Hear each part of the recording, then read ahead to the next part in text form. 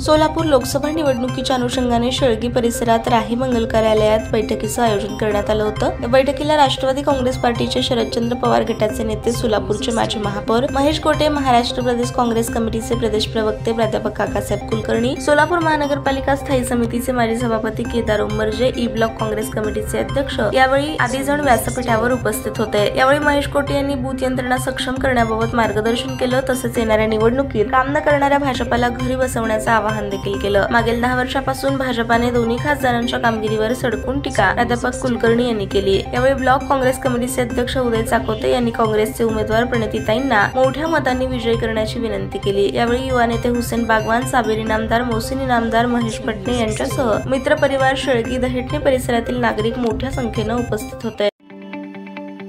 ताज्या बातम्या पाहण्यासाठी प्राईम महाराष्ट्र न्यूज चॅनलला सबस्क्राईब करा।